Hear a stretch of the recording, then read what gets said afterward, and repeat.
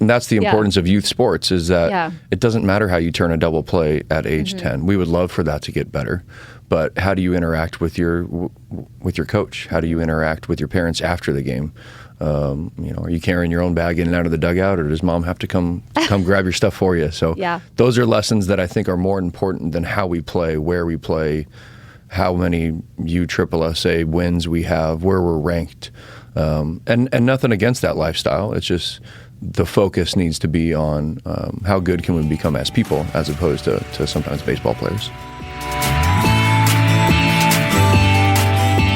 Hey everyone, thanks so much for joining us for another episode of At Home with Emily, a podcast about creating a life you love. I'm your host, Emily Wood, and today we are starting a brand new series. It is the perfect time of year for this one, I think. It's all about kids and sports and what's the point of all of it, and how do we make decisions as a family, and what are your goals with your child playing sports, and what are your hopes and dreams? And with us today, we have the Drury Baseball Coach, Scott Nasby, with us. We're doing episode 33, and you just said 33 is your number. That's been my number for a long time, so it was kind of cool to see that. It was meant to be. Thanks for having me.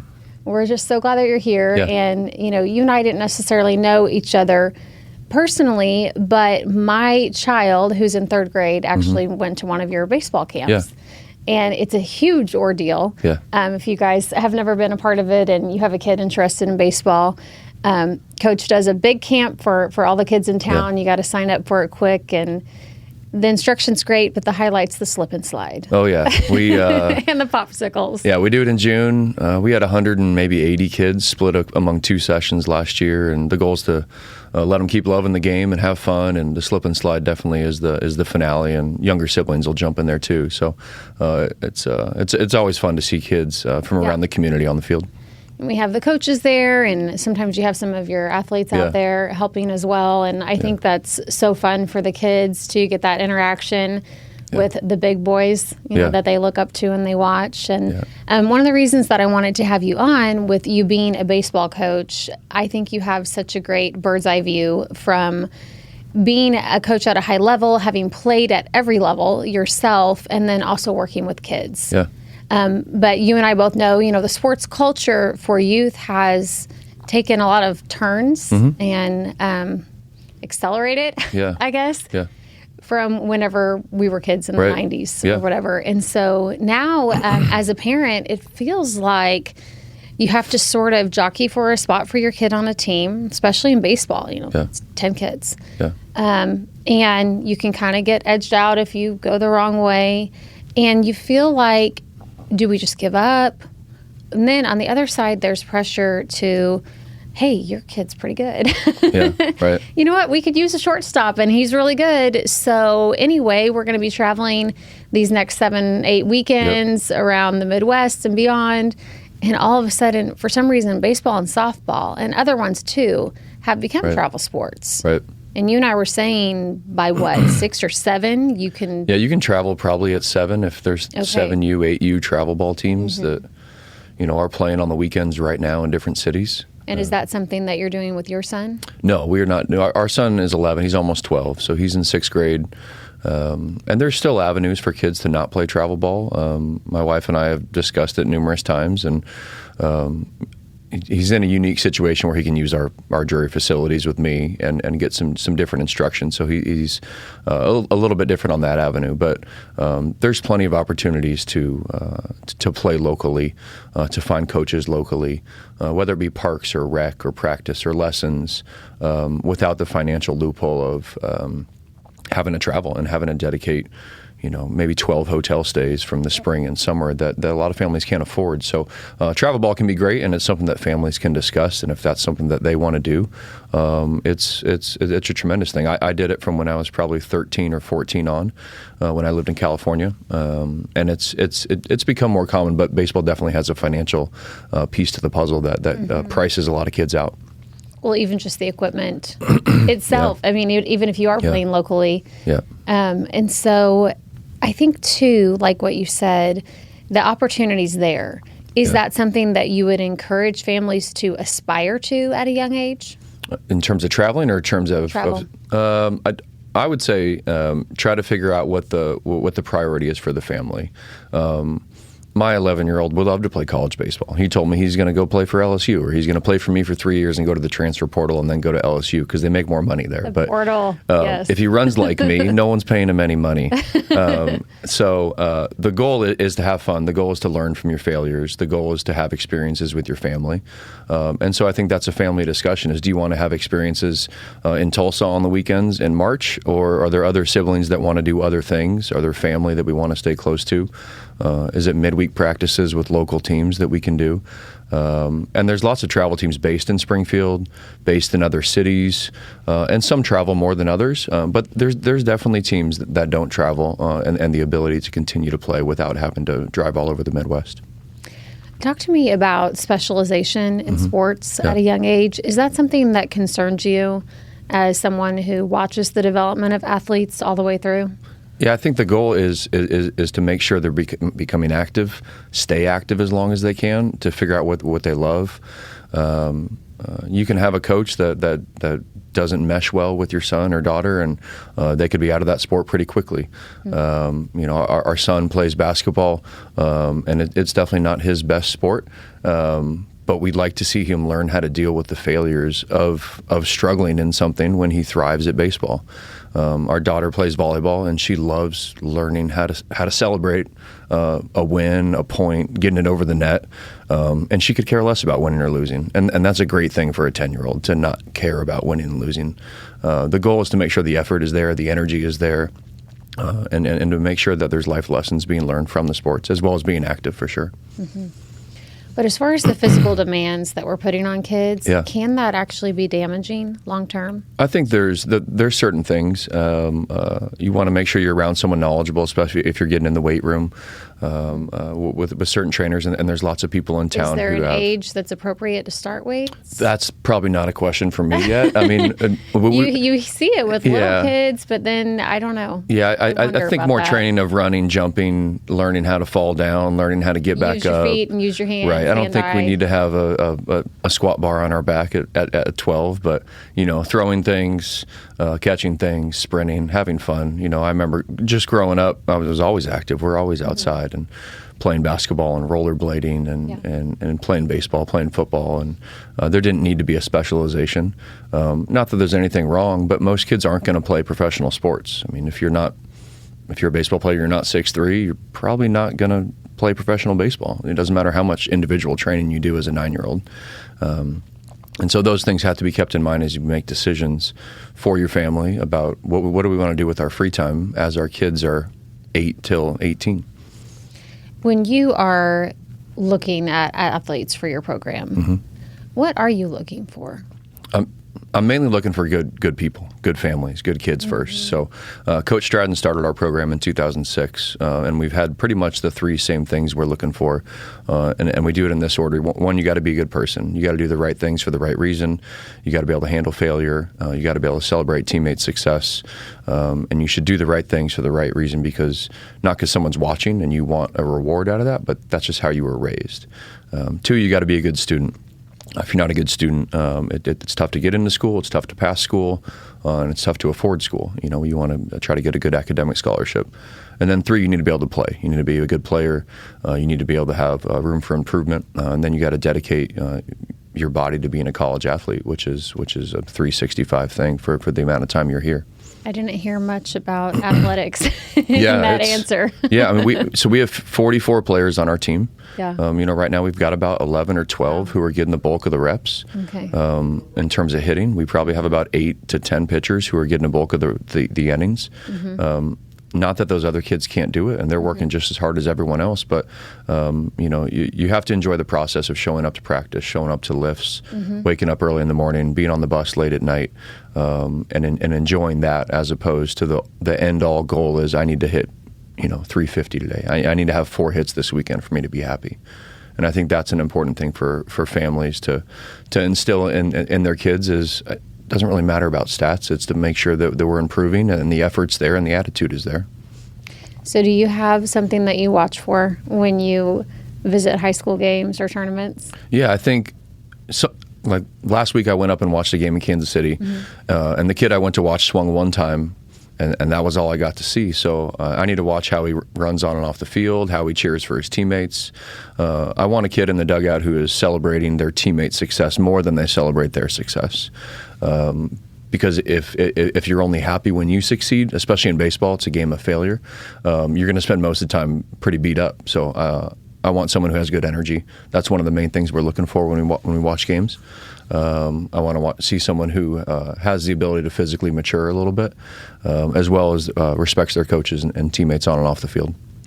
So once again, very little about athletics. Yeah, there's so many things, and that's the importance of youth sports, is that it doesn't matter how you turn a double play at age 10. We would love for that to get better, but how do you interact with your coach? How do you interact with your parents after the game?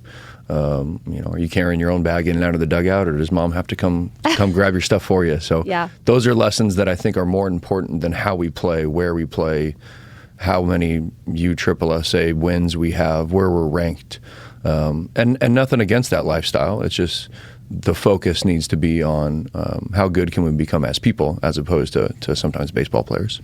What's it been like for you as a dad, being around youth sports and the current culture that we have? Things can get pretty heated on a baseball field. Yeah. I've seen it. I've seen coaches get way too upset. Yeah. And you have a bunch of little 6-year-old eyes watching that. Oh, yeah. And I've seen, too, where I can see in the kids' eyes the pressure that they are feeling, especially in baseball. I mean, all eyes are on you when those bases are loaded. Oh, yeah. And you're going up to hit that ball. Yeah. And you may strike out. What's it been like for you to watch that, and what would you like it to be like for the kids? Yeah. I think baseball can put a lot of pressure on you because it is an individual sport in a team setting. If you turn the ball over in basketball, you immediately have to run to the next play, and there's 10 other people on the court who can touch that ball at any time. Where if you're standing at shortstop and you make an error, that was your error. That was an individual error, and so you have to be able to have the skills to deal with that, as well as it's a slower game. There's lots of standing around in baseball and lots of thinking. So it's mainly making sure that our kids have the right mindset of what's the most important thing that we're doing out here. And we've preached to our guys. We have a little mini Panther team that's a 12U team, is have fun first, run like your hair is on fire, making sure all your effort and energy is expended on the field, and make sure you respect your teammates and your opponent. So if we can make sure that those things are the priority, then I think you have kids who become less stressed when they struggle on the field. If they focus more on their practice, they focus more on how quick they run on and off the field than they do if they get a hit or if they strike out, then they're going to become less frustrated with those failures, and they can deal with those failures a little bit better because the priorities are more in line. Well, I'm going to let you speak to the parents. Yeah. Since you're here, since you're in the hot seat. And to me as a mom, I mean, baseball, I do think, is a tough one because your heart falls. Yeah. Your kid has the ability, and they get up there and they strike out and game's over. Yeah. 9th inning, whatever. That's it. Your heart does fall for them. But also as a parent, you want to be able to give your kid a hug and tell them great job when they walk off the field. So what is your advice to parents who struggle to do that and who maybe want to say some other things to their kid? I don't know. I feel like there's a lot of pressure on children, and I hate to see that. Yeah, I think that especially after games, in the car, you don't need to discuss what they did. To go over every little why thing. didn't you swing at that curveball? Hey, what happened on that ground ball? Why weren't you backing someone up? And same thing, like It's going to be hard for you too. Love to see the energy on the home run. Those type of positive things, but less about the actual successes or failures on the field, as opposed to I love seeing you play. I love seeing the energy. When Jace hit that home run, I love that you were excited in the dugout, or I saw you paying attention in the dugout. I'm proud of you. Unless you're the coach, or unless you're spending extra time playing catch or hitting ground balls, probably doesn't need to be too much instruction, or why are you doing this? Why are you not doing this? That would be the coach's job to do. And so I'm kind of in the middle and there with my son of, Because you actually are a coach. Right. And yeah. And his coach, because me and RJ Neese, who played for me, and his son is the same age. So we're on the same little 12U team of, I'm his coach, but I'm his father first. So I want to make sure that I'm helping build these things. Right. But he also needs to listen to what we're doing instruction-wise. But the parents of the kids on our team, that they don't need to yell out from the stands ever. I mean, they can cheer, but it happens sometimes. You shouldn't be yelling out, move your hands here, move your feet here, make sure, it's positive praise of swing hard, have fun, hustle on and off the field. And those are things that probably can be addressed from a parent is the hustle, the energy, and the effort, and the attitude. But probably not, hey. Hustle, energy, effort, attitude. Attitude, yeah. That's good. Yeah. Remember that. Yeah. Hustle, energy, effort, attitude. Yeah. Not how the swing looked. Yeah, not why didn't you swing at the bases loaded? You could have got an extra RBI and won. Like, who cares? It's a 10U game, whether you win or lose. I just want to see when you did strike out, are you there to support them? Yeah. Well, I think exactly what you just said. Who cares? Right. And you, as really, truly, as a college scout, which is what you are many times out there, you're not looking for the win or loss either. No, and in the summer we never see, which is kind of strange that I do watch travel ball, but really not until 16 or 17 kids. And there's some Division I programs who maybe look at kids a little bit earlier, and there's definitely avenues to be seen. No one's going to watch a 14U SSSA game or a summer showcase or recruiting 8th graders.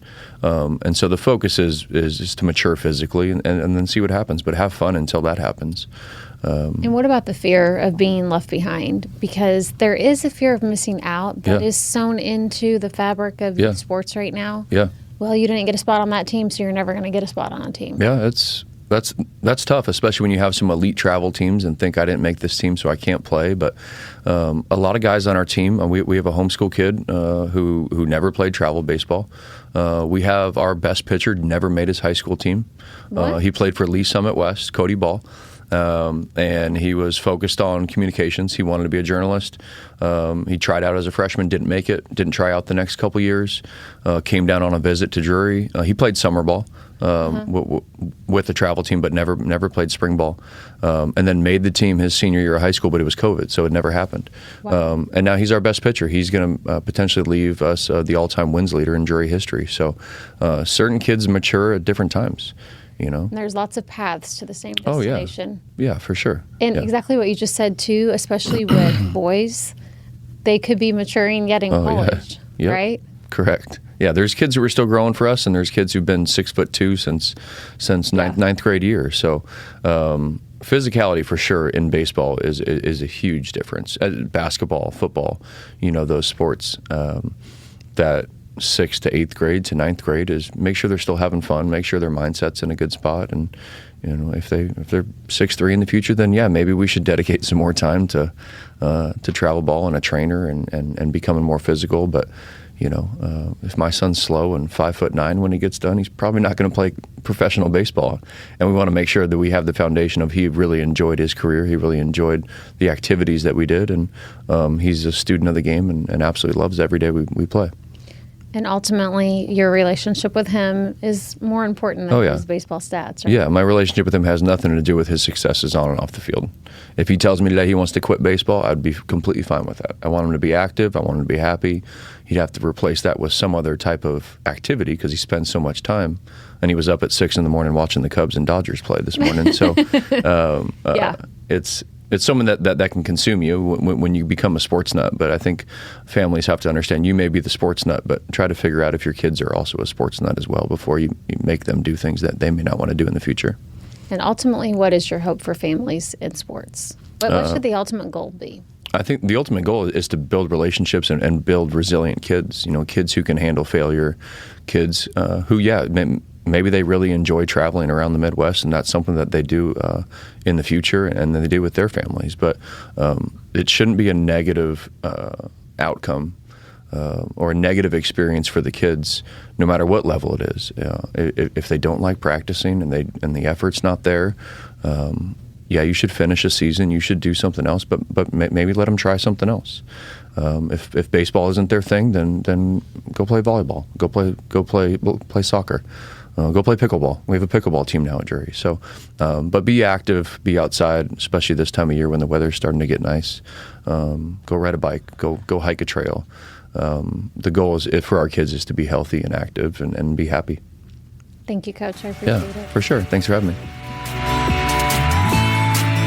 And thank you guys for joining us for this episode of At Home with Emily. If you are watching us on YouTube, please be sure to go ahead and like and subscribe so you're notified when our next episode drops. We have a new one coming out every Wednesday, and the next 3 episodes are going to be looking at different aspects of youth sports and giving you the tools that you need as a parent to make those decisions for your family.